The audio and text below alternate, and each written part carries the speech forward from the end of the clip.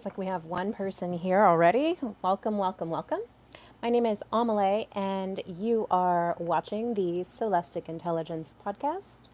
And today we have episode number 36. I can't believe it's already 36. It's pretty crazy.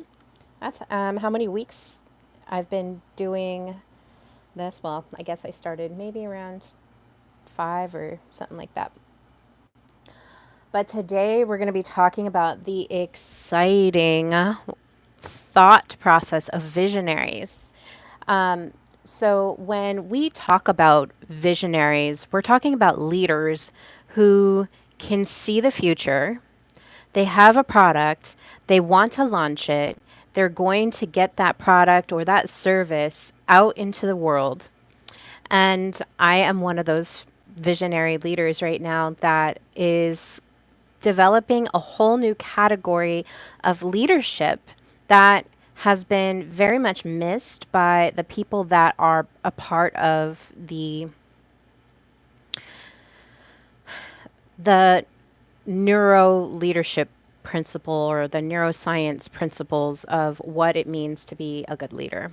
In all of my research that I've been doing in the last couple, it's pretty crazy. So, this all came about during the Lionsgate, and that Lionsgate was, peaked at 8/8. It's Leo season right now, so we've got a lot of Leo energy, which is just really bright, fun. The sun's out, everybody's having a good time.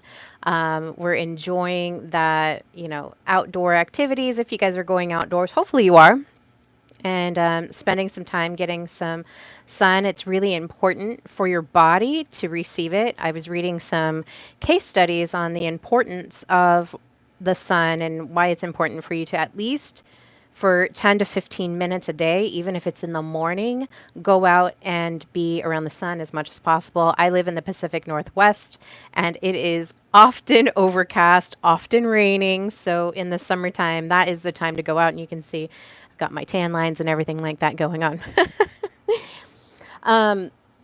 So the reason for my bringing this to your attention is that when you are doing my program and you're experiencing that the meditation states, the relaxation states, this is how you tap into your creativity. This is how you tap into the novelty, or you see a problem from a different angle, or hi from hello, my Indian friends. I don't speak Hindi, sorry. I'm Native American and I only speak English. Mike is here. Thoughts for people, what is going on? So relaxation and really having this beautiful regulated state taps you into your ability to have brilliant problem solving, divine guidance, the ability to see things in a different light. Whereas if you're in a dysregulated state, you're not going to be able to see that. And this is the problem with a lot of our leaders and a lot of our businesses. And why, when you go to show up for work, whether it's, working as a checker at a grocery store or at a corporation, or whether it's going into the office and, doing huge negotiation deals, it doesn't matter. If your leadership that you're under is dysregulated, you're going to start to feel burnt out. You're going to start to feel disillusioned. You're going to start to feel like you're disconnected from the work that you're doing, and you're not going to see how wonderful, they're not going to see how wonderful your talent is. They're going to they're going to turn your light out. So sweet, girl. What you do? You have dinner. It's breakfast time over here. It's 11 a.m. Pacific Daylight Time. Hello, Raymond. So when you have this disillusioned, or like, let's say that you have a manager and you don't trust that manager, right? And then you don't trust the coworkers that you're around. And that will silo you. And then you'll start to lose that light, that brilliance of being able to go to work and work towards this goal. It's going to be it's going to be dampened. You're not going to have that connection that you initially came into the. This has happened to me. I know this happens because this has happened to me on several occasions, and it took me a little bit of time to see the pattern. So I'm very strategic minded. When I took the Clifton Strengths Assessment, strategy was like my number one strength out of the top 5 out of 36, I think is how many there are. But so in my strategy mind, I'm looking at the pattern of why am I so disillusioned by work? I go in and I'm like, wow, this is amazing. I love the product. I love the idea. I love being here at work. And then over the course of, well, first it took years and now it only takes months. And I can't even imagine if I went into another job that had poor, dysregulated leadership, how many weeks I would stand there. I would probably leave pretty quickly being a millennial. And when I looked at the statistics for millennials, millennials are 71% more likely to leave a job because of poor leadership development in that job within 3 years. So if you're a millennial and you have a job for longer than 3 years, congratulations, you're like one of the 30% of people that actually stay in a job for more than 3 years. But if you're a millennial and you've had, 2 to 3 years at several different jobs, maybe even going back to a job, that's because the leadership development in that company or that organization is not it doesn't have any depth for you. You notice that there's something that's not aligned here. I'm from Oregon. Where are you from? Do you speak Spanish? I do not. Have you seen Squid Games? I saw one episode of Squid Games. And it's kind of like Hunger Games. So let's talk about my crazy thought process. Because here I am, I'm like business organization. I went to school for business management, specializing in organization. I've been in supply chain. I've seen the cycles. I'm very systems oriented. I'm looking at what are the patterns. I worked in procurement. You have to know what the trends are. So I'm looking at this from this lens that I've developed in my career era, and now I'm turning to teaching and really solving a problem here. Because the problem, essentially, at the end of the day, this problem is the toxic workplace culture. And this is not directed at any manager, it's not directed at any leader. This is something that we don't learn in our society, not just American, but business overall. We're not learning this in our society. Nobody is teaching this. This is very boutique if they are teaching it. It's very boutique. Nobody is sharing it. Nobody's really getting to the bottom of it. Most of the programs that I've noticed don't teach from an emotional lens. They're looking at the logical lens. How do we solve this emotional problem where people are dissatisfied at work? You know that people are 70% more likely to leave a job because of poor management than of low pay. It's very much taught. You get your PM. I don't know what PMP is. It's very much taught. Okay, well, I haven't been taught it. Leadership is everything. It is everything. Google, when they did Project Aristotle, when they were developing that, they were trying to get rid of leaders. They were trying to get rid of managers. They thought managers they were pointless, that you didn't need managers. Well, they found that you do need managers. It is important to have managers. And so when they were working on Project Aristotle, they also found another thing, that psychological safety is very important. Project management professional. Okay, I'll look that up. Thank you. And I wonder how widespread that is formed by fusion. Because I have not been taught it. I've been in the business world for a long time, and nobody's ever mentioned this to me. In fact, I didn't discover it until on my own. I was like, oh my gosh, this is like huge. It's not just business. This is like everybody. Everybody is affected by this on a huge scale. Okay, so when we're going even further here, we're going to be looking at some of the people, and you guys all know a lot of these people who were called crazy because of the ideas that they had, that the things that when they were launching it and they were talking about it, they're like, that's not going to work. In fact, when I said I'm going to end toxic workplace culture, I had one of my beautiful members of my comment chat say that it's impossible. It's not going to happen. And, good luck. Basically, good luck to you. It's an impossible feat. And I don't think it's impossible. A lot of mind games at the workplace. Little do they know I'm the mastermind at mind games. Well, that's the thing. Like, we don't, like, playing mind games is exhausting.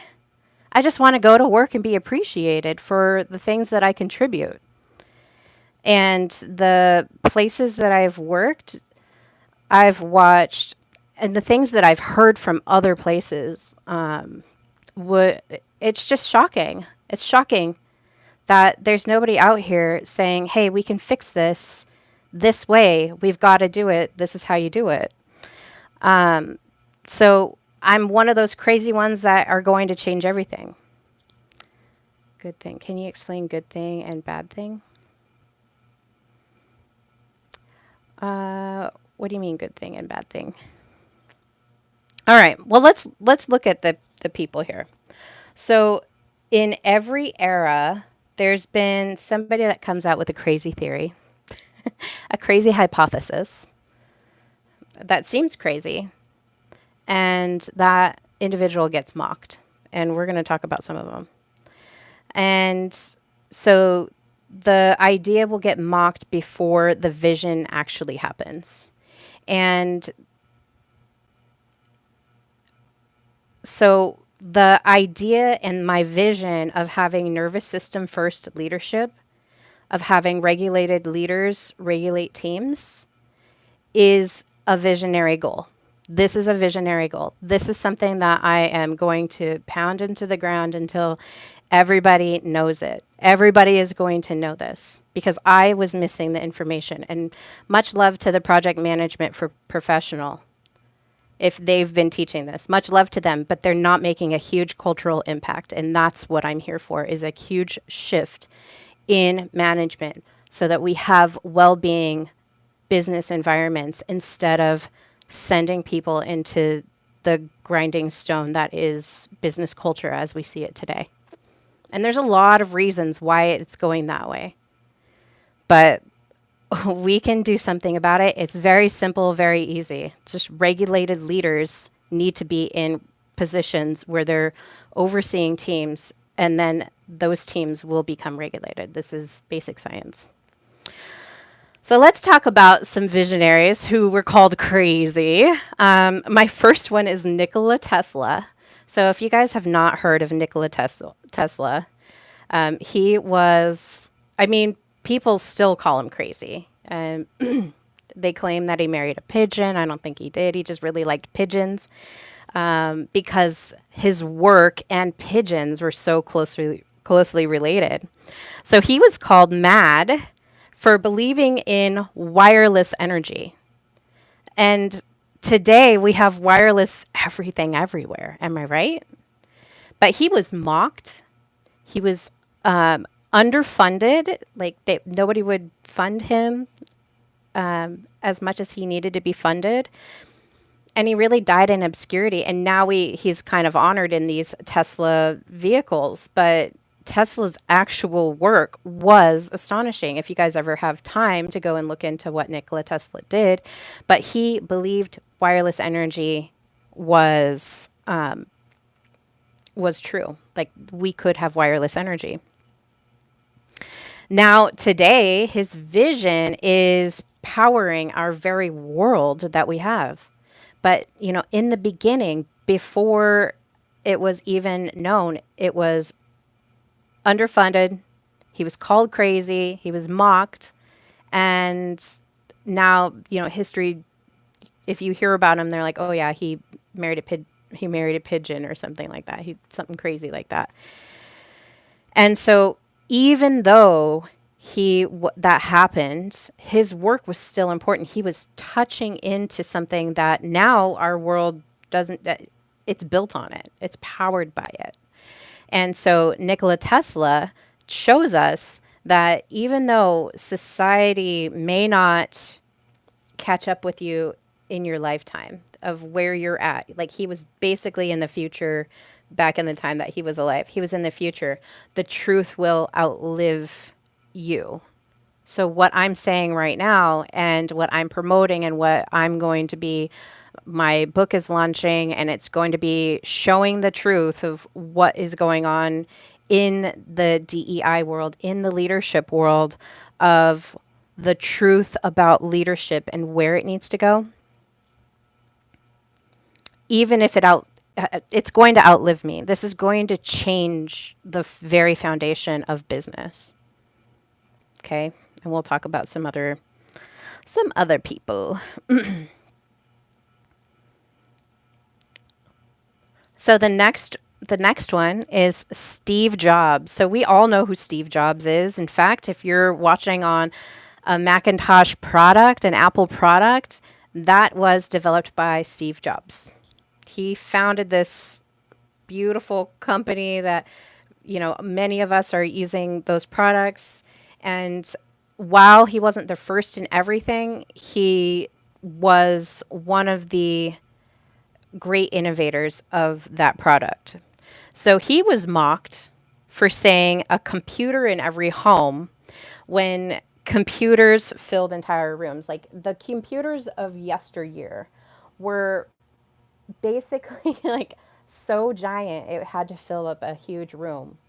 And now, like, because of the innovation and the technology and the advancement, now it's you have it on a watch. You can access the computer internet world on a watch. You can access it on a little phone. So when he said a computer for every home, that was a huge visionary perspective at the time that he said that. In the 70s and 80s, when computers were giant, they were giant. Even TVs were giant. And now they're like really tiny. I mean, they're big, but they're really thin to get what it's trying to convey across it. So he was called insane for caring about the design and the intuition of his products. They were like, "You're insane. This is not going to work. What are you thinking? The computers are huge." You know, even the Apple Watch. Apple Watch was very much a huge visionary piece of technology. I remember seeing it in the 90s in, I think it was Popular Science.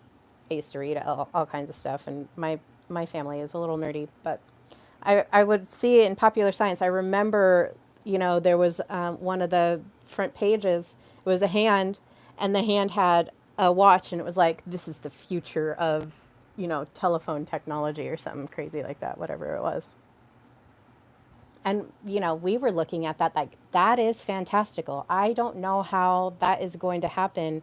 And we just dismissed it. We didn't look at it as something that could happen. But Steve Jobs was like, nope, that is going to happen. I'm going to develop that. And now, how popular is Apple Watch? In fact, I think Apple Watch was one of the first one of the first devices that connected to your telephone and did all the things like it's Fitbit obviously came out with that. I don't know if Fitbit was the original innovator, but Apple was able to take that idea, integrate the capabilities of the iPhone into that little device, and now how many millions of people have Apple Watches and or some other brand of watch devices.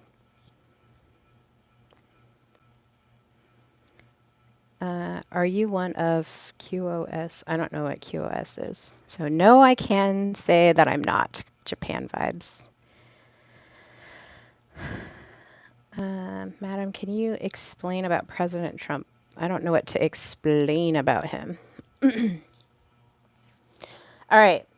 So, the lesson of Steve Jobs and what he was teaching us is that intuition plus obsession is what creates movements.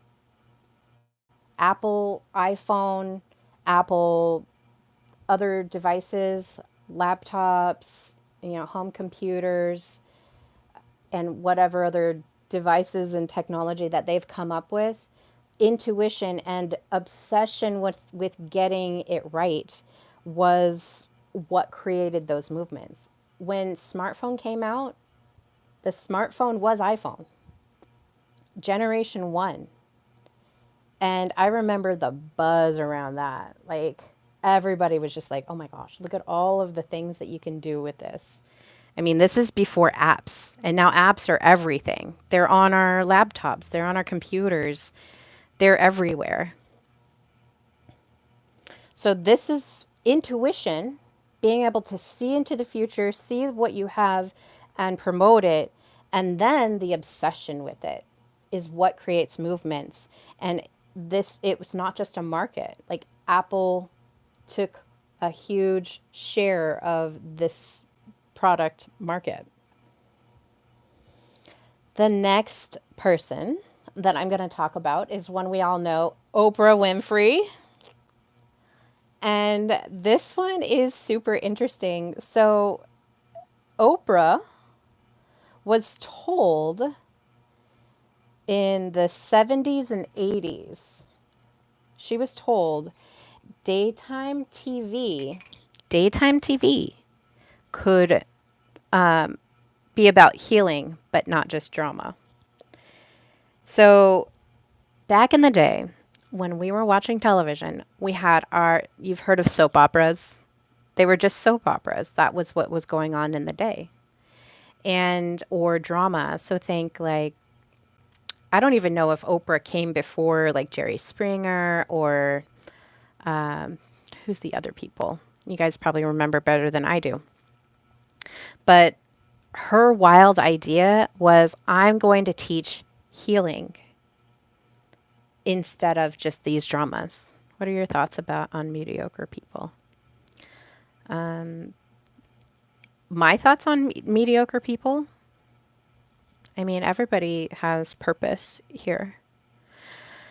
So Oprah, her wild idea is, I'm going to teach healing. And the challenge was to show the producers that vulnerability and trauma conversations would sell. Her producers didn't believe it. They thought audiences wanted light gossip, they want drama, they don't want depth. And Oprah was like, no, I'm not going to do that. So she doubled down. Ricky Lake, yeah, Ricky Lake. There's some others, I know. But yeah, Ricky Lake is who I was thinking. Thanks, Mike. Coming in clutch. But she doubled down on that authentic connection. She not only did she build trust with her audience, but then her numbers came in. And the numbers, she didn't have to speak anymore. The numbers quieted anybody who said that it wouldn't work.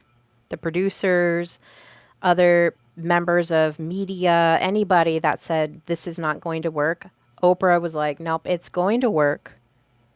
And she showed that by audience connection. And now we all know Oprah. She's a meme. You get a car, you get a car, you get a gift, you get a gift. These are my favorite things, Oprah's favorite things. Like, everybody knows Oprah. And she built it from the 70s and 80s when people said that's not going to work. Her vision was, yes, it's going to work and it's going to be successful. And now, look at where she is. She's amassed a fortune because she had a vision and she went for it. She had her obsession. She used her intuition. She said, no, we're going to do this. It needs to be said, and I'm going for it. Okay. Now, the next person is Howard Schultz. He's the one that created Starbucks. Okay. But this is back in the 80s. So back in the 80s, yeah, you get a car, you get a car, you get a car, everybody gets a car. Um, so back in the 80s, before we had the coffee shops that we do now, I'm drinking some Starbucks coffee as we speak. Howard Schultz had this wild idea. He said, Americans will pay for premium coffee, and all we need to do is create a ritual and a culture around it. Okay. And it's really interesting. I actually saw kind of like a little short reel saying, like, this is what Howard Schultz did. So Howard Schultz had no money, and he wanted to buy the Starbucks company, and it was for a couple million, maybe like 10 million, somewhere around there. And so he's like, okay, I'm going to figure out how to do this. So he starts going to investors. Hey, invest in this idea. This is back in the 80s. 10 million is a lot of money back in the 80s. So he goes and he's like, I want to buy this. Goes to investors. And then one of the investors is like, nope, I'm going to buy that outright. And so he actually goes and ends up meeting with Bill Gates Sr., Bill Gates' father. This is before Microsoft was big, right? This is in the 80s. And so he goes and meets with Bill Gates Sr., and him and Bill Gates Sr., Howard Schultz and Bill Gates Sr., go to the gentleman that was going to buy the company. He said he was a tall man, and he said, you're not going to buy the Starbucks company. Howard is going to buy it, and you're going to remove your offer from the table. And so he did. As he's going around and trying to get investors, they're all laughing at him. They're not paying into his idea. Okay? Coffee was seen as a commodity. I mean, I remember back in the 90s when there were, trade issues, and my mom's like, oh my gosh, I got to go buy, X amount of coffee and stock it. She was drinking Folgers, just Folgers. She's like, I got to go buy, extra coffee because it's going to go up in price, and I don't want to not have it, because there was already like a little bit of a culture around it. But it was more seen as a commodity, right?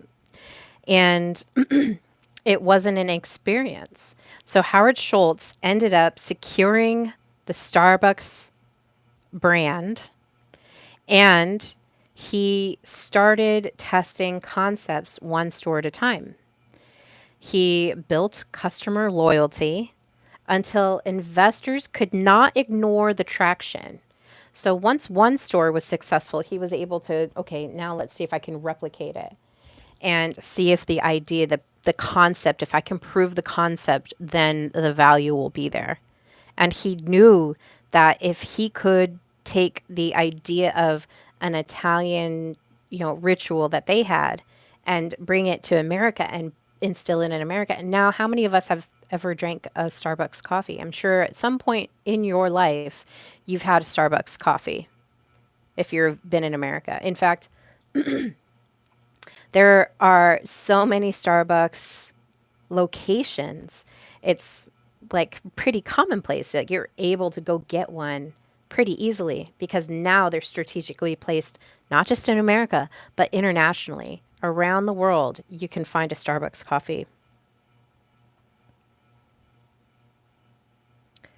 Do you have any other talent, please? Because we're getting very much boring now. Oh, okay. Well, you know what, Prathap, you don't have to be here either.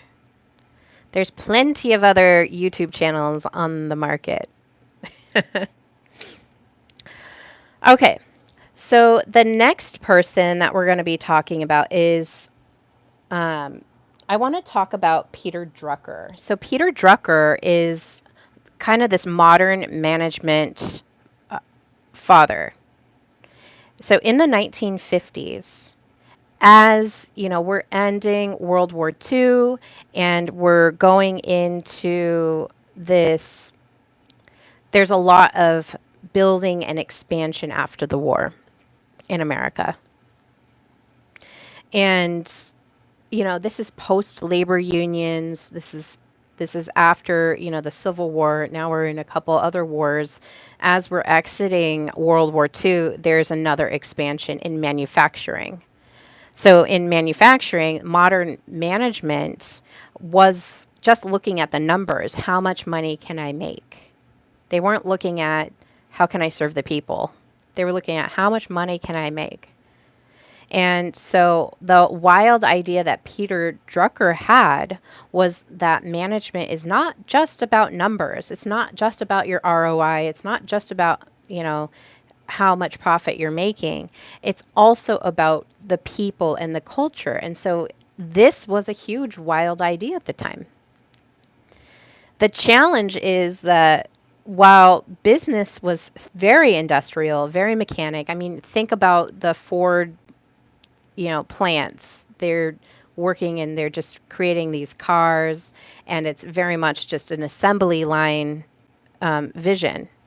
So it was very industrial, very mechanic, and it was very much profit only. That was the only thing that mattered, was getting that profit. Sound familiar? If you work for a company now that just values profit over its employees or over its culture, okay, that's okay. Over its employees, over its culture, and it just values the dollar, then chances are you're probably not as fulfilled being there as you would be if they valued their people, if they show you more than just a Pizza Friday. They show you more than like recognition for the work that you did, recognition for, we were operating at a certain tack time, and your cell has been the most, there's never any problems with your cell, your work cell. It's continuous. You do a continuously good job. There's no quality issue. When a manager recognizes the fact that you are doing your job and doing it with skill and just gives you that verbal nod of approval, that speaks a lot. That's where the culture is connecting with its people, right? The culture has got to connect with its people. So back in Peter Drucker's 1950s days, they were not looking at that. They were looking at just the industrial profit, the mechanical spot, like, is it operating? Is it going well? Are we making money? Executives dismissed Drucker's his idea, his wild idea of this visionary of people and culture being very important. The executives dismissed that soft skill as irrelevant. It doesn't matter what we do for the people. It doesn't matter what the work culture is. They have a job, they're making money, they're making a paycheck, we're making money, and that's all that matters. That was the idea back in the 50s. And, now I don't think that we would see that as commonplace. We wouldn't want to be at a job like that. So how did he overcome? Is he kept publishing data-driven books while sneaking in these human-centered truths. Okay? So his phrase, culture eats strategy for breakfast, became immortal. Like, people recognize that now. And maybe not everybody does, but the culture will eat strategy for breakfast. He was so obsessed about making sure that people and culture were just as important as profit, just as important as the data. And showing that once you give a little bit into the people, into the culture, and you develop that part of it, then profit will come naturally. And so he snuck these soft skills into it. All right, we talked about Howard Schultz. So the next person that I want to talk about is Brené Brown. And this is an early researcher, another visionary, another wild idea at the time. This is in the 1990s, okay? So Brené's wild idea is vulnerability is not a weakness. It is courage and leadership strength. to be vulnerable, to connect with the people that you have in your office, in your organization, connecting with them. So the challenge early on for Brene is that corporate leaders dismissed her as too touchy-feely. It's too touchy-feely, it's too soft. No leader is going to be vulnerable. And even the academics, which is really hilarious after all the information that I've been finding, academics questioned her rigor. So not just the executives of these corporations, but also the academics are like, yeah, no, that's not going to work. That's not going to work. Vulnerability is a weakness. That's what we believe, and that's how it's always that's how it's always been. That's how it's always been. That's how it's always been. So she overcame by using storytelling, which I do, and she used research as a combo, which is what I do as well. And she went on her TED Talk and it went viral, teaching that vulnerability is not a weakness. It went viral. Her TED Talk went viral. Corporate leaders eventually sought her because the data backed the softness.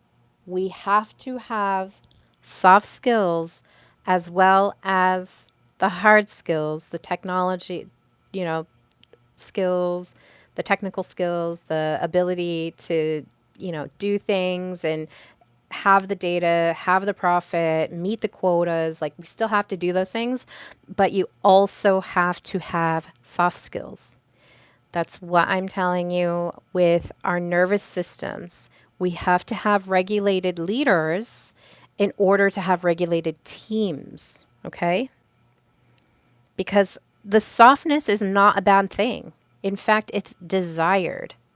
How many people desire creativity? How many people desire innovative decision making, innovative problem solving, and the creativity that comes with that? Those are not skills that you just show up with at work. Those skills are developed through soft skills. You've got to be regulated. You've got to have regulated teams. One of the things that, as I'm researching these people and really looking at, okay,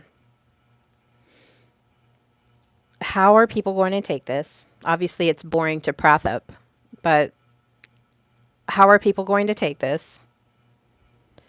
And are they going to see how important it is to be tapping into these soft skills? Are they going to be seeing this? Okay. So Brene Brown, researcher, really put into the ethos the importance of the soft skills, the importance of having that vulnerability to connect with your team. So we can define this as emotional intelligence. Now, a regulated person, a regulated leader, is going to have strong emotional regulation.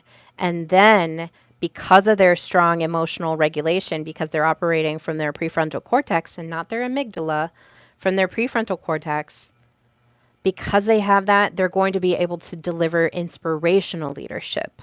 Okay, leadership that inspires others to be inspirational as well in their own way. They're going to be able to connect with their teams because they're not just going to be thinking about what's my bottom line, how do I take care of myself? My employee is outshining me. I need to do something that can put them back in their place through coercion or manipulation. No, they don't think that way. They think, wow, that person's shining. I'm going to go to them and say, you know what, I noticed that you're doing a really good job. What can I do? What can we do to take it even further, to get you to shine even more? Because I want you to shine. I want you to show up as your best. I want you to show up with a clear mind so that when we're down trying to figure out and solve a problem, that I can count on you and the rest of my team to come up with the most innovative, the most creative, the most outlandish idea possible that we can put into play and make our goal and maybe even overachieve in that goal. Not just get one goal down, but create a whole new thing altogether. How can I do that? How can I help you tap into your, executive resources that you have in your cognitive mind? That's what inspirational leaders do. They're socially aware, they're empathetic, they're checking in with their teams, they're catalyzing change in a good way to create this well being environment. That's what a regulated leader does. And sometimes you have to overcome the people that tell you that you're boring or that you're crazy or you're wild or that's not going to work. It's not going to work. Sometimes you just have to double down and be the visionary with whatever brilliant idea that you have that you're like, man, I really want to be a positive change in this world. How do I do that? I have this really good idea. How am I going to, one, hold it? If you're dysregulated, you can't hold it. You're going to collapse every single time. I've seen it a number of times, not me looking out and judging others, but me looking inward and saying, how many times have I collapsed because my nervous system was dysregulated? That's how I got here. I had to be really truthful about my collapse every single time. My collapse. I collapsed here. I collapsed there. I collapsed here. Dark night of the soul there. Dark night of the soul there. Collapsed again. Collapsed again. Like I've burned myself down and had to come back as something new every single time. And it was in my best interest. It was very, very difficult. But like how many other people are out there collapsing and then trying to build themselves back up, collapsing again, build themselves back up. Every time that you leave a job, okay, the millennials out there that are job hopping every 2 to 3 years so that they can make more money, that they can have, really nice relationships with people, whatever the reason is, and, have good leadership, trying to find that good leader, whoever it is, whatever every time you leave a job, you're causing yourself stress. Okay, that's an identity shift. And it's no wonder that we have an identity crisis in America and across the world because of technology and also because of the things that we have to do to keep our mind and body intact. And it still affects us. The identity crisis is horrific.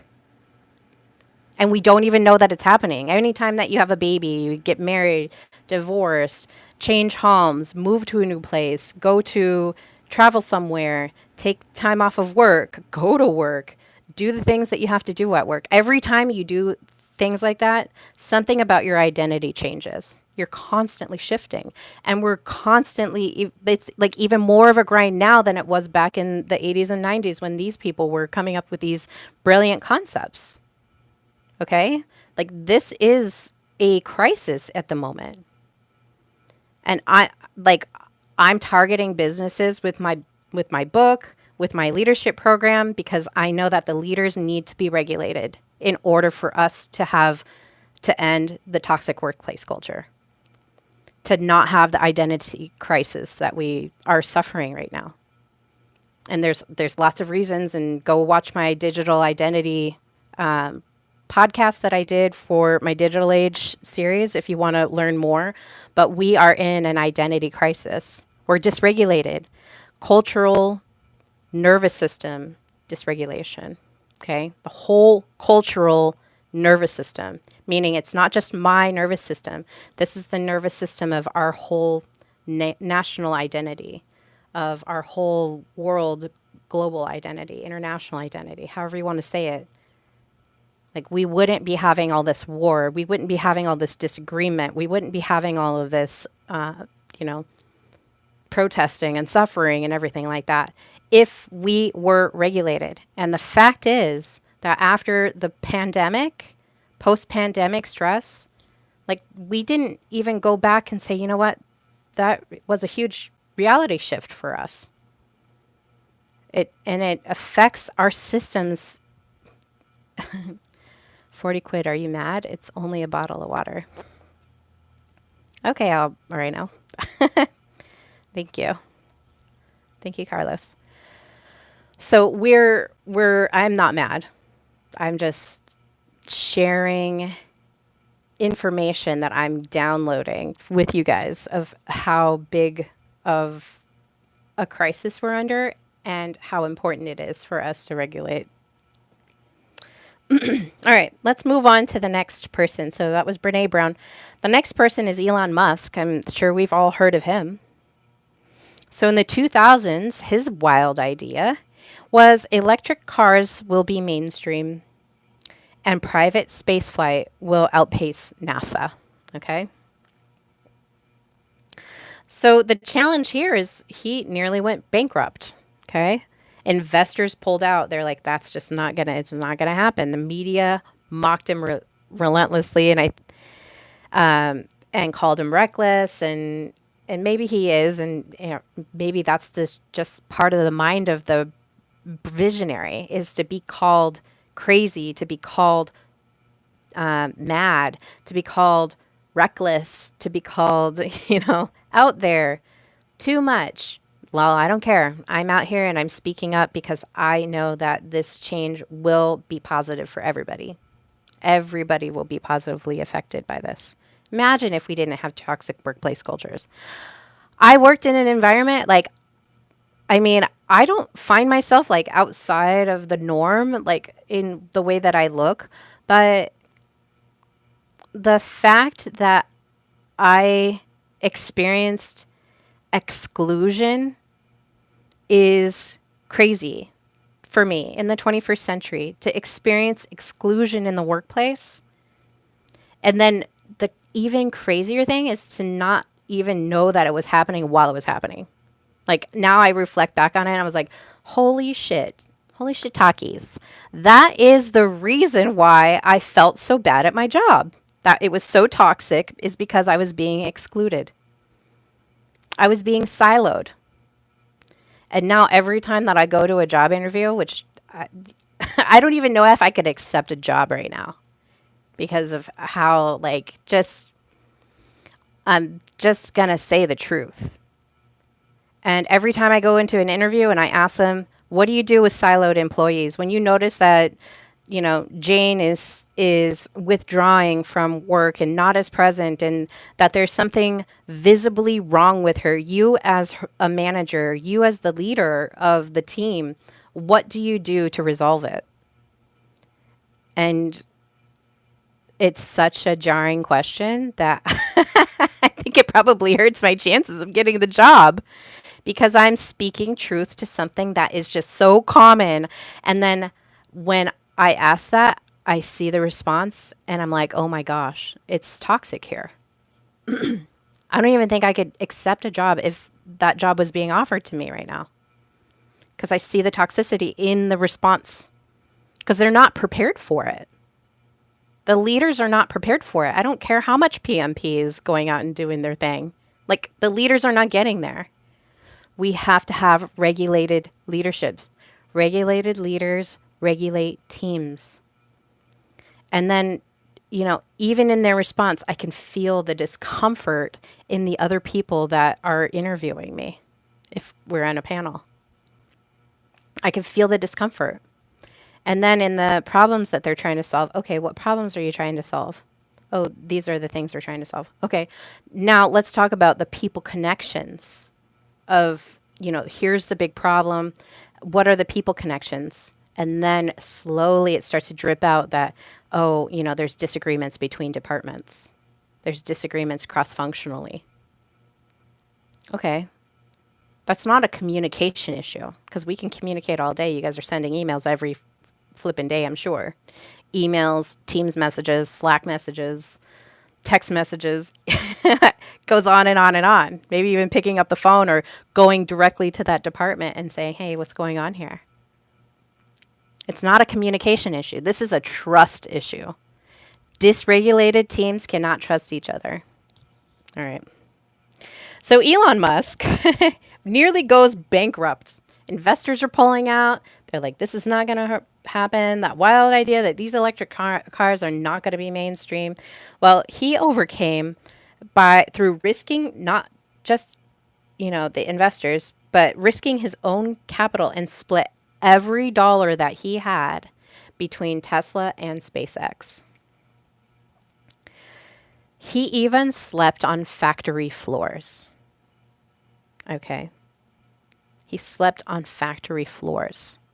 He did everything in his being, even sleeping on factory floors, to make his wild idea possible. He was a visionary. Now, electric cars are everywhere. And if you don't have an electric car, you've probably heard the hybrid cars. They're everywhere, okay? So his wild idea is now reality in 2025. So in the 2000s, though, he was being mocked, told he was reckless. And then he eventually overcame by winning these government contracts. Okay, so NASA and government incentives helped him stabilize his company. And now Tesla is, it's a early adopter brand name for electric vehicles. Right? Tesla was the first. We're going to do it. Even I mocked it. I don't know if I would buy an electric car, but good for Elon for doing that. And now he's a billionaire. Okay?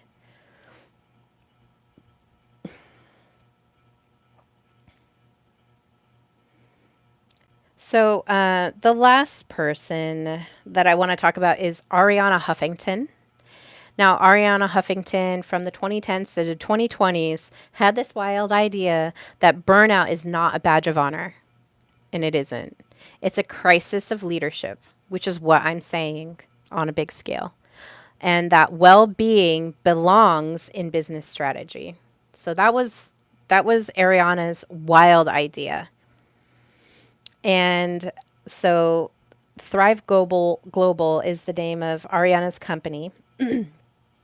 And now the challenge was that media and executives mocked sleep.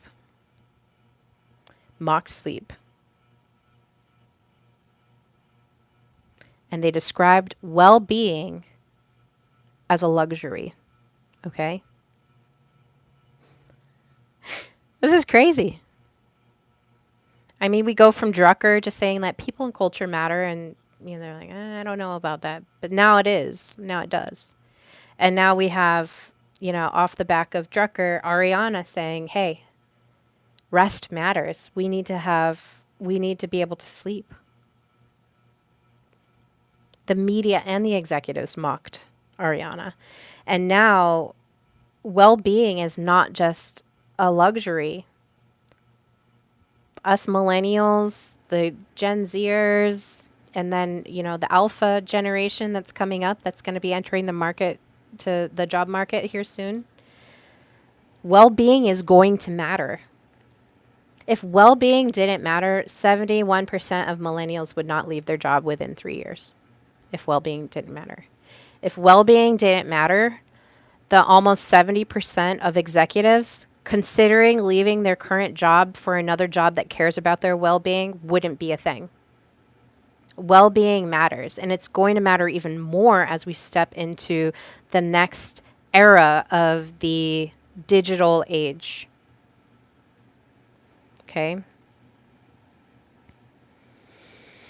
So how did she overcome? She used her credibility from Huffington Post, and published Sleep Revolution, and launched Thrive Global with data and partnerships with major corporations.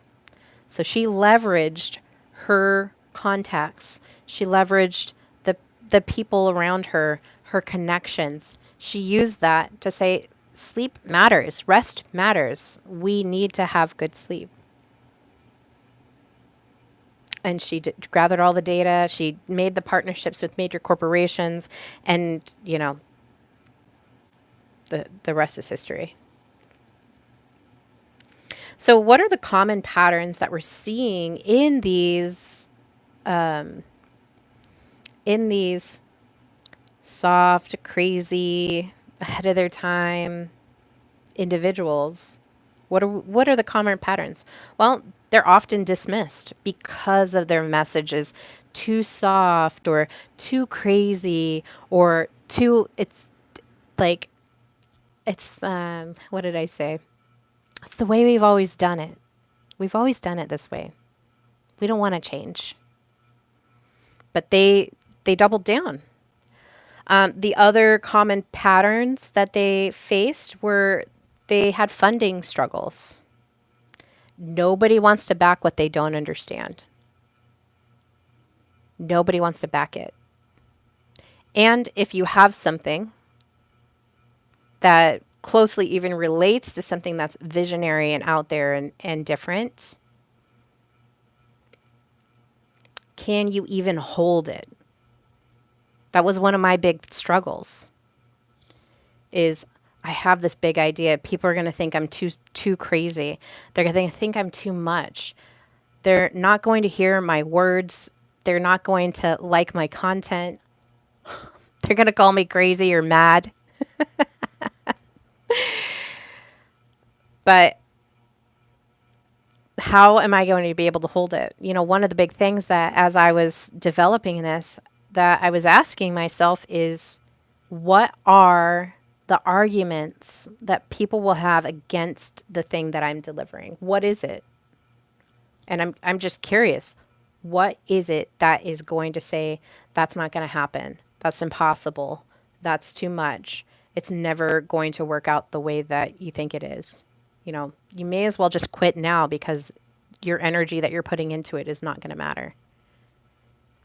Visionaries see that and they hear that and they say, that's just not true. Yeah, I might be too much for you. It's too much for you to hold, but it's enough for me to hold. It might be too crazy for you, but it's just right for me. Because I believe in this service, this product, this whatever it is, this idea, this culture change. I believe in it. I believe that it can happen. The other common pattern that they see is resistance from entrenched leadership models. You know, one of the most interesting leadership models that I found in learning about DEI, diversity, equity, and inclusion, and yeah, I'll say it boldly because I'm calling it out, is that they used information deficit models to teach a super sensitive subject. And it's no surprise to me that it flopped badly.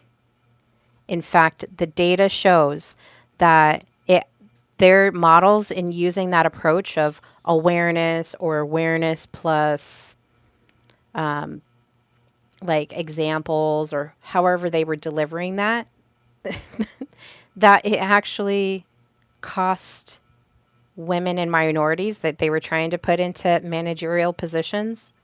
They couldn't hold it. They couldn't stay in those positions. They had to leave. That was what the statistics said. Right? And that's from 30 years of research, of 30 years of DEI, diversity, equity, and inclusion. 30 years. And when they looked at the metadata, they were like, you know what? Actually, the DEI training approaches that we're using right now have hurt minorities and women more than they've helped. That's the data. 829 companies. They looked at the metadata from that. And you know that actual diverse teams perform 21% better than just homogenized teams. So we're missing the talent, the thought, the different viewpoints of people when we don't have true diversity, when we don't have true equity, and when we exclude people from our teams. You're leaving money on the table. I thought we cared about profits. I thought we cared about the data. I thought we cared about these things. Do we? Or are we performing to look like we care about it? Because I would like to think that everything that we do is intentional, that we care about people, that we stand in integrity with it. These are emotional intelligence regulation, like must haves. Okay. So the leadership models that we have right now, I'm sorry to say, like most of them don't work. The results suck. I've looked at the numbers, I've looked at the statistics, and I'm floored that we spend as much money as we do on these leadership and development programs and on these DEI programs and on compliance training, mandatory compliance training, whatever it is. Like, I'm calling it out. There's problems here.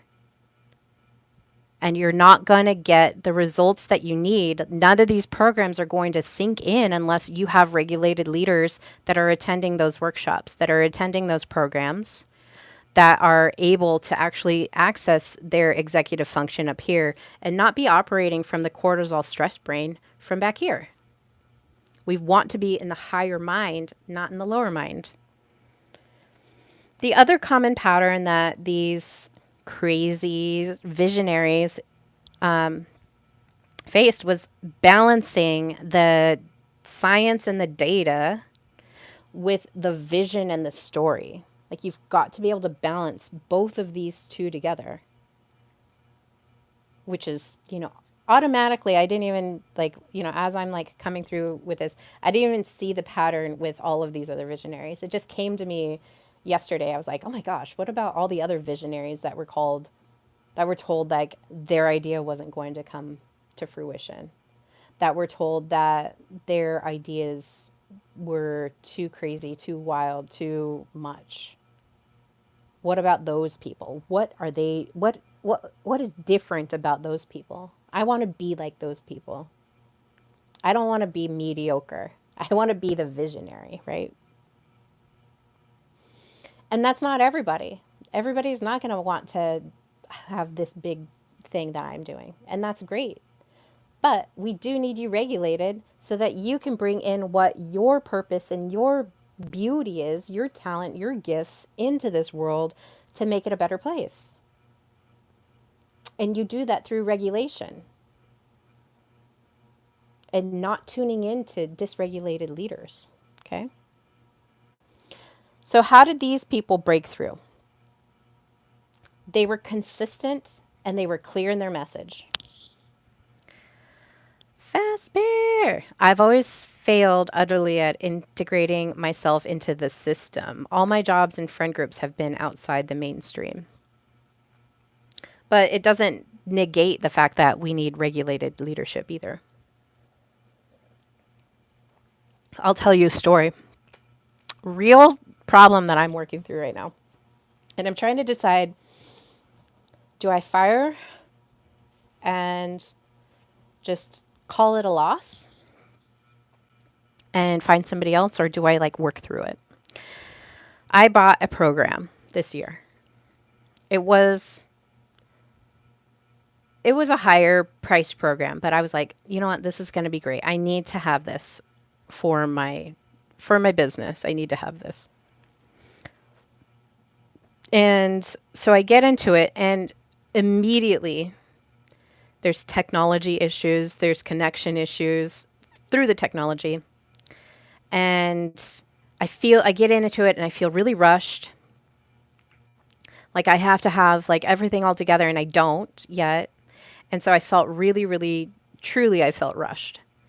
And then I was experiencing not just being rushed and out of alignment in that, but then also the product that I had was still felt out of alignment. I was still kind of working through that.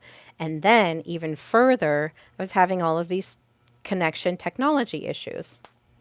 And I'm being told we have the best team, we have the best technology team, we have the best this, we have the best that, best. And what should have taken 2 weeks took 2 months. And even after 2 months, I still felt unsupported. And so when I say that this is not just you showing up to a job and having regulated leadership. This is products that you purchase. Any coach that you work with, any mentor that you work with, anybody that you work with, doesn't even matter who it is, but anybody you work with, if they are dysregulated, and you purchase their product, you're purchasing their dysregulation. I'll say that right now. You will purchase their dysregulation. So this whole time, it's been 6 months, 6 months since I purchased the product. I still don't have a usable product or a usable, like the program that I bought. I still can't use it. It's still broken. I'm like, is it me? Am I the dysregulated, out of alignment one here? No, no. Now I'm very clear about where I'm at. And now I'm starting to see the dysregulation in the product program that I purchased. Okay. So be very careful about where you're investing your money because that energy exchange is important to you. As soon as you pay them, you're buying their regulation. Dysregulated or not, you're buying their regulation. So that's energy.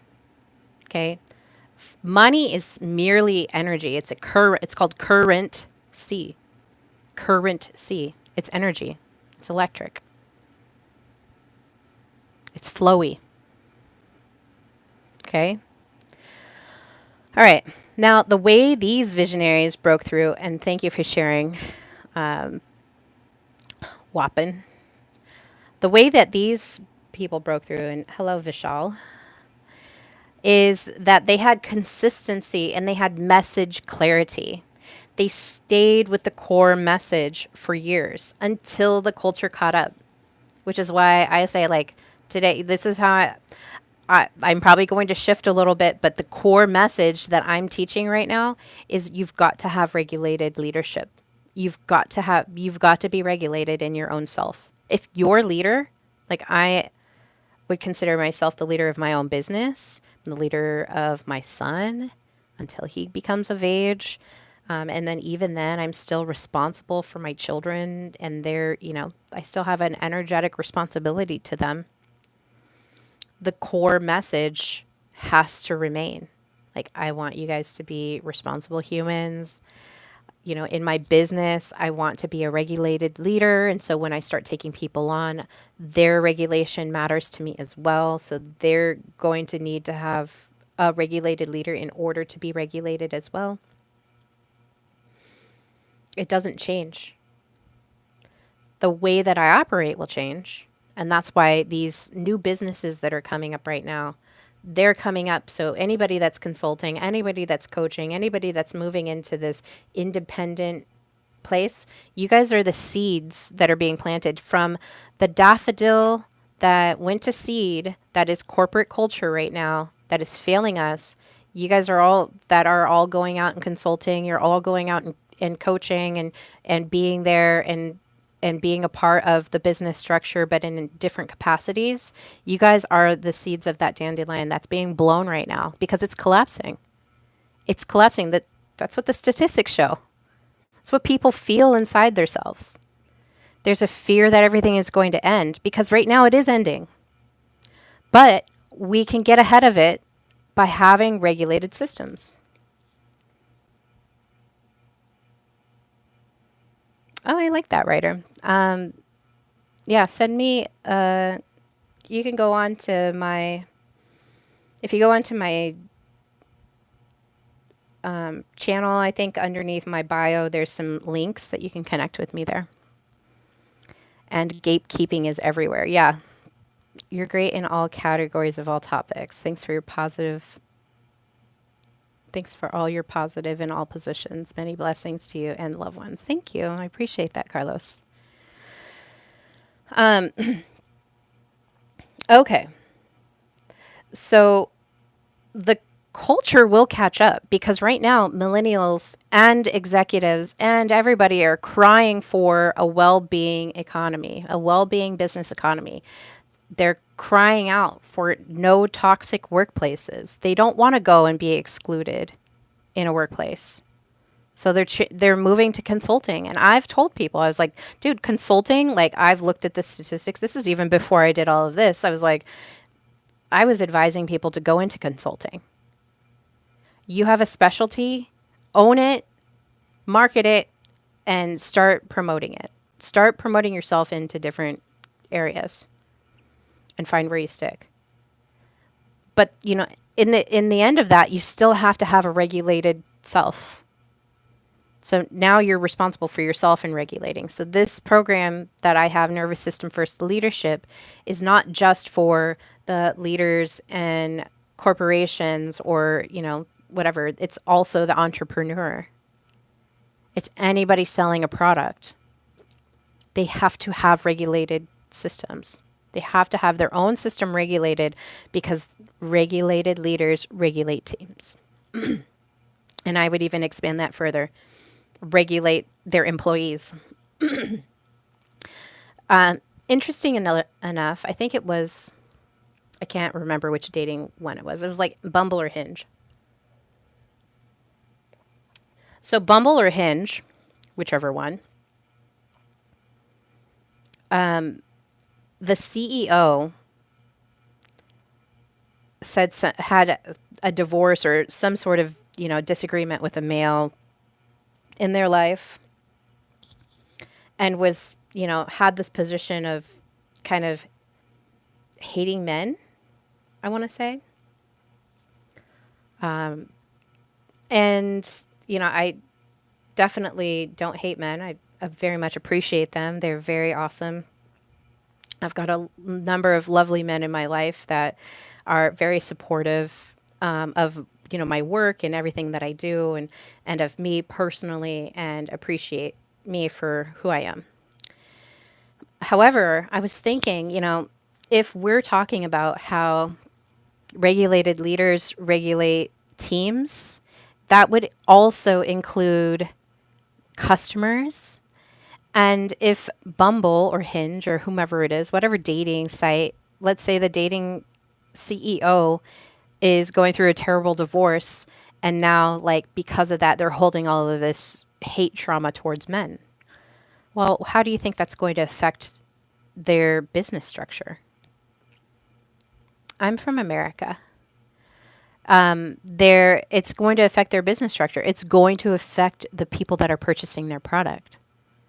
So when I talk about how the energy works, and I do outline this in my book, but we all are energy resonating off of each other. And that's why when you have families, that you're almost like entwined with your family.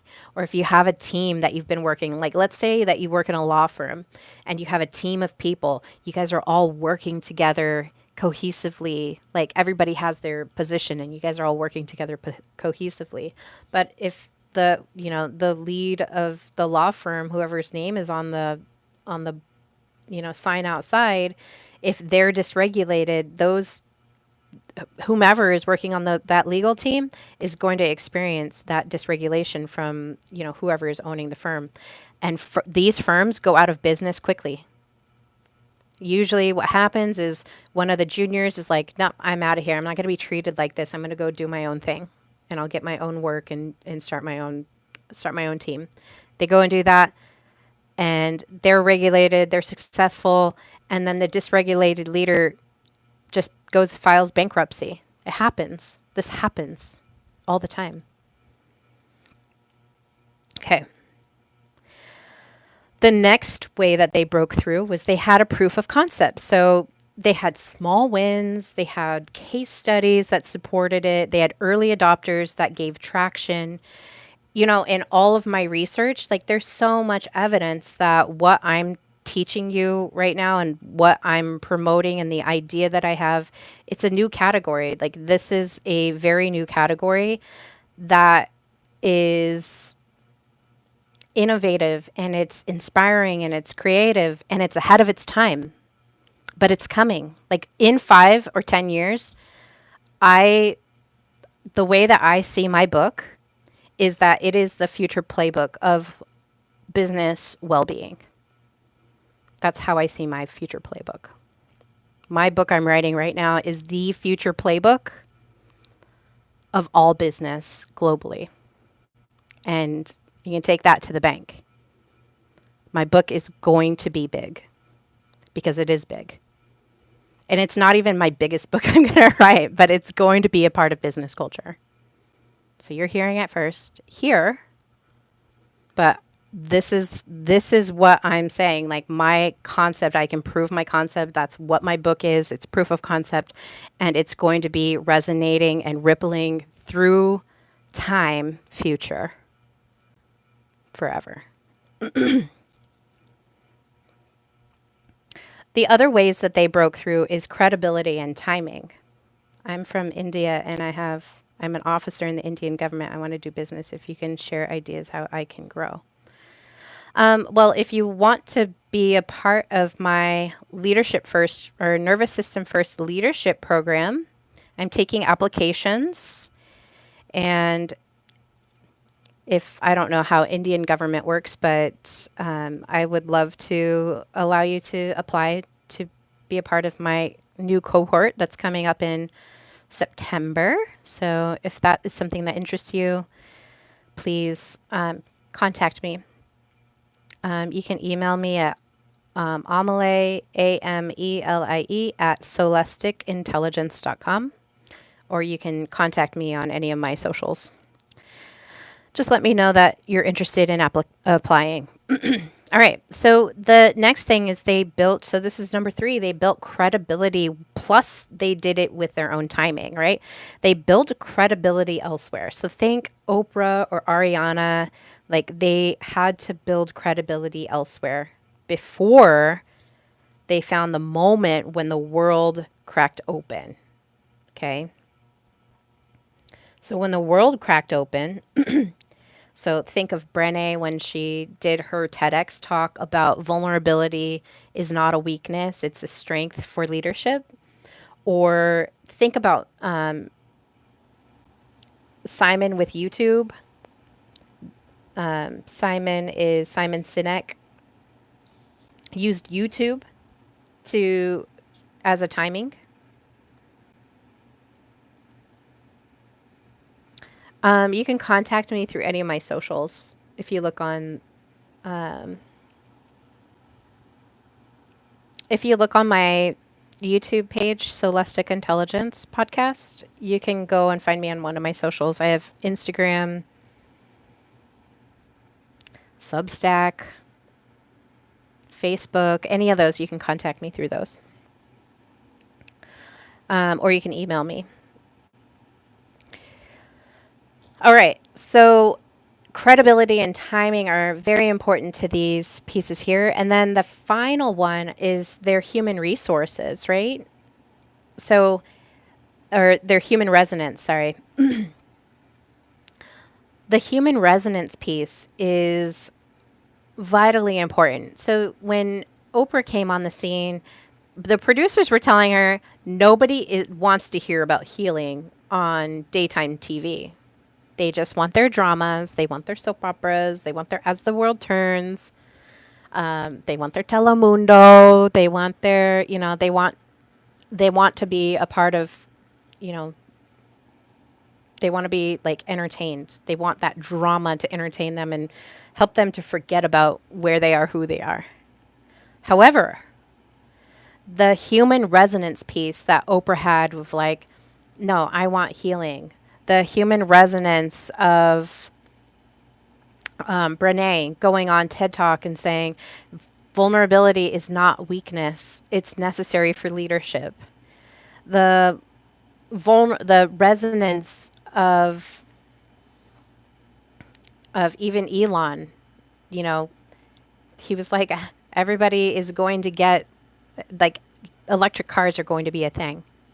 The resonance of Howard Schultz. People want a coffee ritual in America. I believe that they want that, and I want it to be a part of the culture here in America, and Starbucks is going to do that.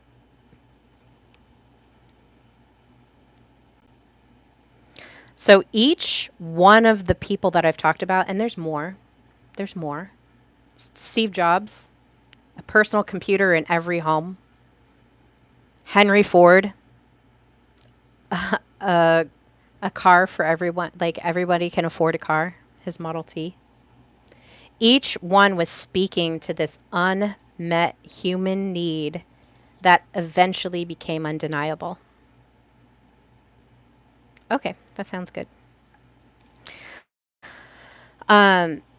So each one had a human need. They met that unmet human need ahead of its time. They foresaw it. They were visionaries. They could see into the future. The future is this, right? The future is an affordable car for everybody, Henry Ford. The future is a personal computer in every home, Steve Jobs. The future is smartphones in every hand, Steve Jobs. The future is a Starbucks every morning in people's hands, Howard Schultz. The future is regulated leadership in all areas of business, Amelie Chavez. Okay? It's eventually going to become undeniable. I wholeheartedly believe that this is the future. I've seen it.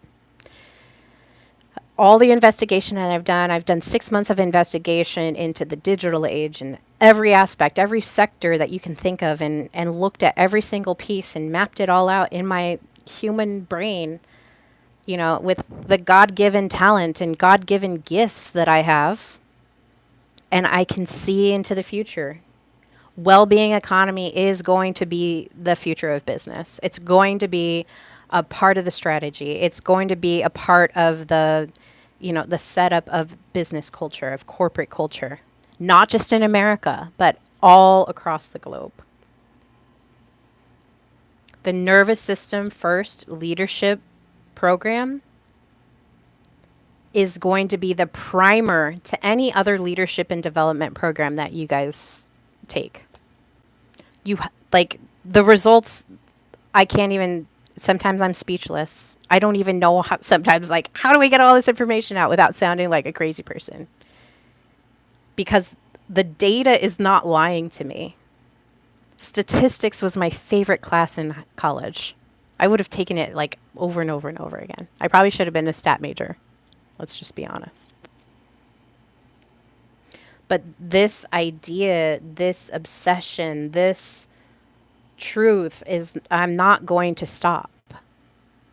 Nobody can stop me. And it's going to crack, it's going to break into the norm soon. It's going to happen.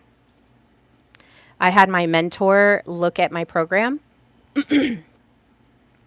and she was one, we've known each other for over 20 years. 24 years. We've known each other for 24 years. I met her in a career and college success program or class when I first started college back in 2005. So 20 years we've known each other. Her response to my program was, one, I always knew there was something special about you. The way that you would interact with people, the way that you cared about them, the way that you listened to them just was different. Like nobody else. There's very little people that are like that. Okay.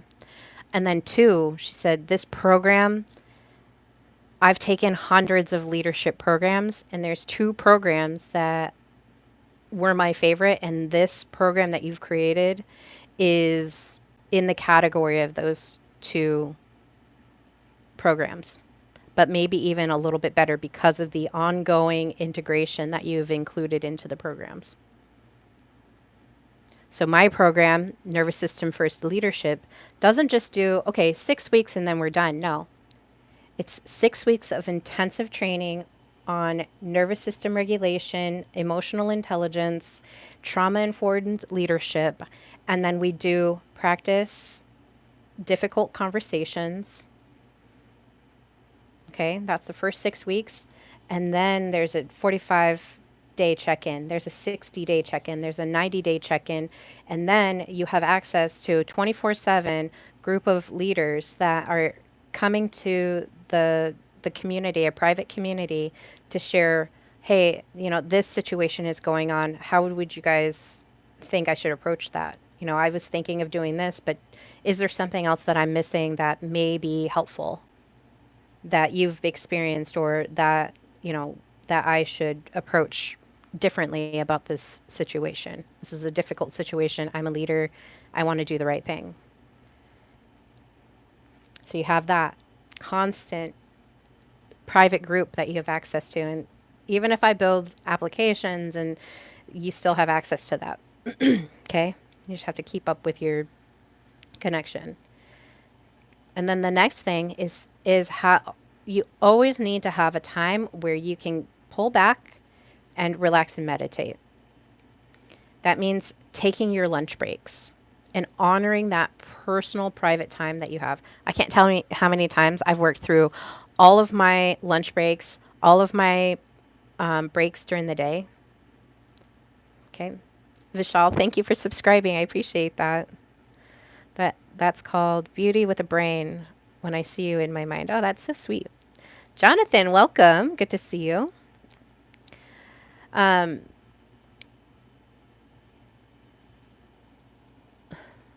Cesare, welcome.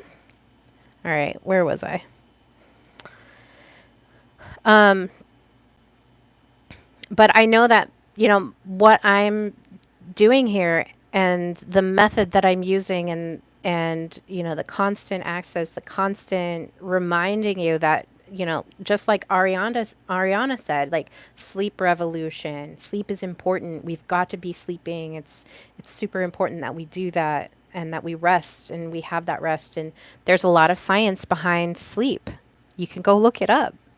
There's a lot of peer-reviewed studies, case studies, individual studies, research projects on sleep and how important it is. There's tons on nervous system regulation.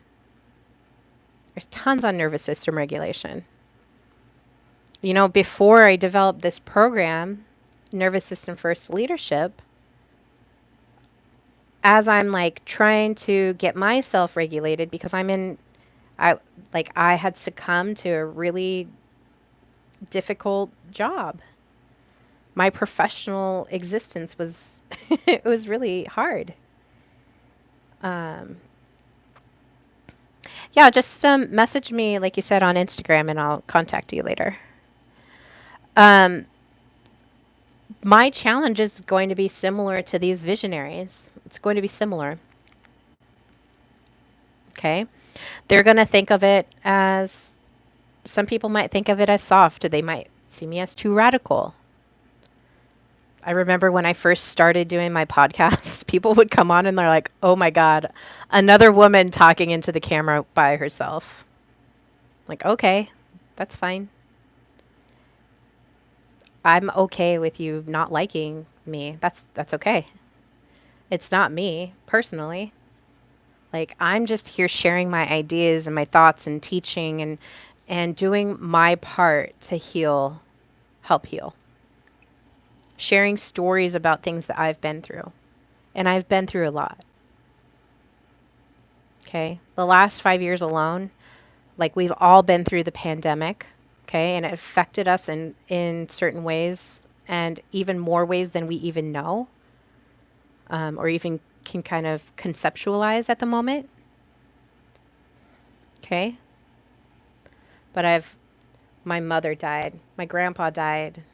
My last grandparent that was alive died. My uncle just died last week. Okay? That's three significant deaths in the last 5 years. One very recently, Thursday. I've undergone job changes, burnout twice.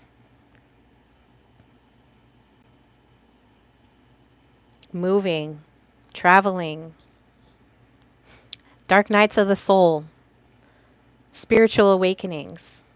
Like, these all transform you and affect you in huge ways. Selling a house, moving around. So my challenge is going to be seeing people dismiss it, the idea that I have, or even trying to tell me that, other programs are doing this thing. No, they're not doing it the way that I'm doing it. They're not doing it in the same way. Because if they were, I would hear about it. And I've been searching and searching and searching and searching. And I find some programs that are similar, but they're not doing it in the way that I am. I'm creating a whole new category altogether. You are the strongest one, very intelligent, and your experience is so big. I'm listening to you continuously. I love that. And, I look forward, if it's in alignment, that we can work together and maybe even help the people of India. Like the the things that I know about India and how they work people in India, like talk about cubicle coal mines. Like they will work you, like the work culture there is like doesn't even hold a, it's like holding a torch to a bonfire of comparison. Not that it's any less, but like the people of India also need to have regulated nervous systems. They're overworking people over there. But some cultural things. Anyways, so some people might see me and dismiss me as too radical, too soft. This isn't going to work. The idea is too big. The ending toxic workplace culture is too much. You're not going to do it. No, I am. And people love a good David and Goliath story. Okay? People love that. And that's what this is. So, a part of my challenge is trying to find the data and the depth of that and then incorporate it so that the organizations that come into contact with my book, which is going to be very price, like everybody is going to buy it. Everybody's going to buy my book. My book is not just for leadership. My book is not just for executives. My book is for anybody who's working. Anybody who's working and has dealt with poor management, burnout, discrimination, harassment, retaliation, not being able to take a vacation, not being able to use their PTO, losing their PTO because they couldn't use it. Like the list goes on and on. This book is for those people. And why? Because I'm done and I'm tired. I'm tired of being utilized in a way of like I'm just some sort of grain that can go into the corporate grinder. I'm not to be ground. I'm a sovereign woman that makes her own decisions of what I will tolerate and what I won't tolerate. And I just won't tolerate it anymore. I'm done.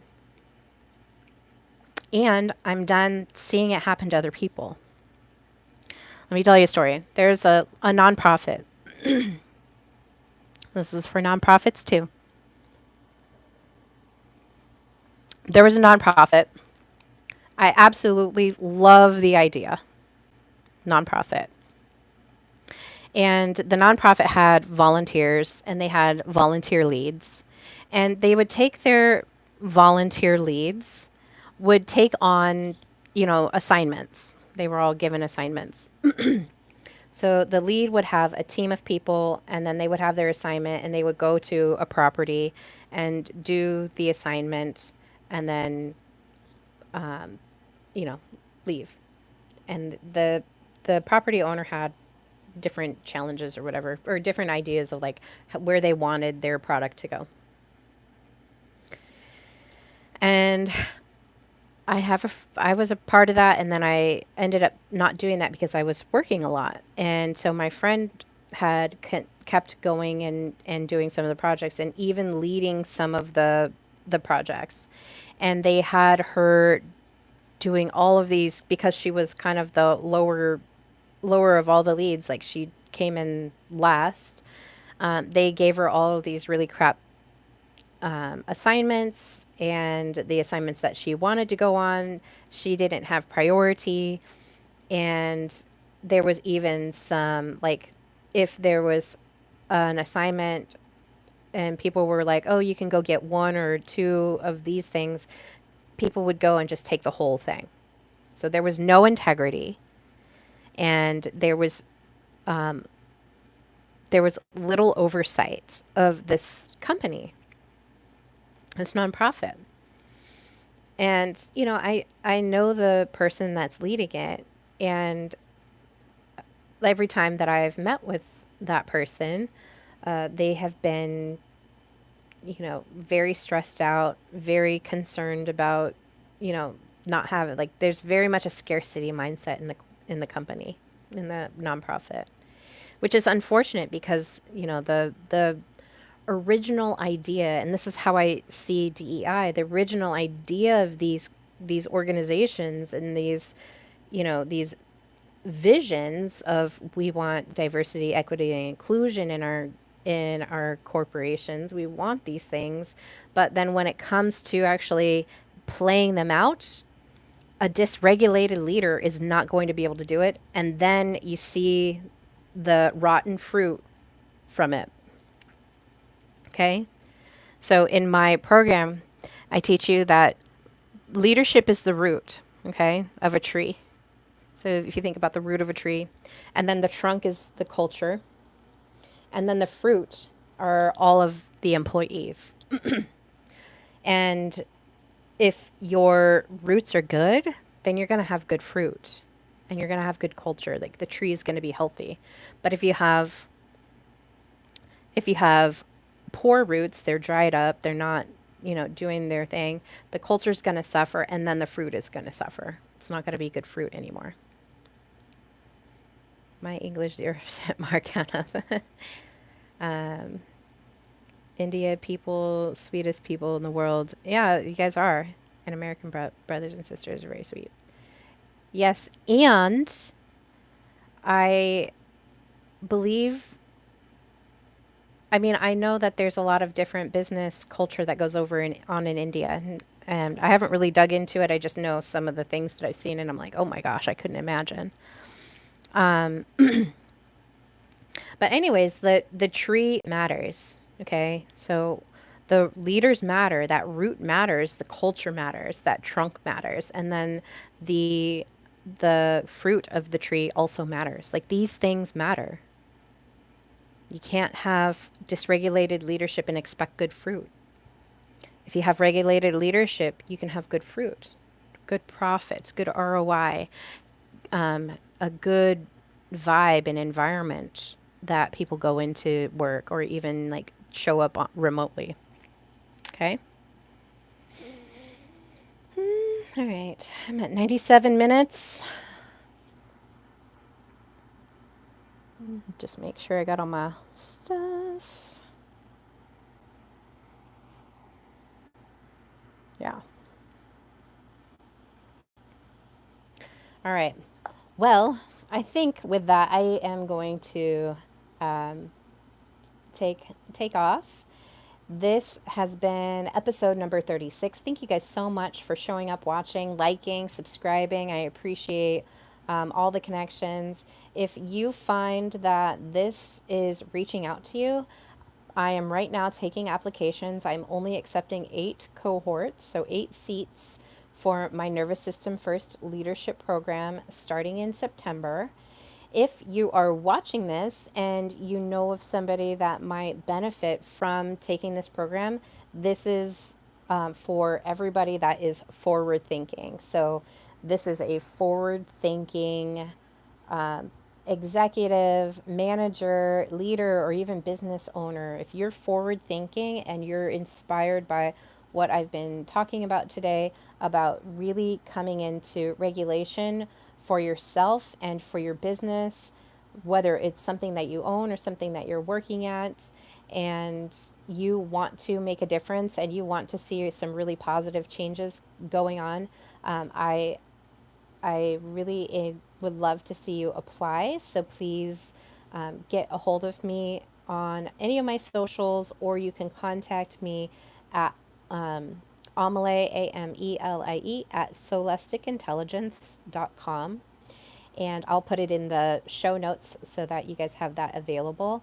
But I want to say thank you so much for everybody that does show up. You guys are wonderful. I absolutely love you. As always, your attention means so much to me because attention is the biggest currency. It's the most valuable currency that you have. So anything that you're paying attention to, that you would even come to my channel and pay attention to this channel, I appreciate that.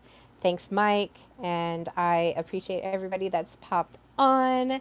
And I will see you guys again next week. And you'll see me in my, coming in and posting some shorter things as I talk about some of the data that I'm finding. I like to talk about it because it helps me to remember it, and to share it with you is really fun. So, all right. I love you guys. Thank you, top fans, and I will see you later. Bye.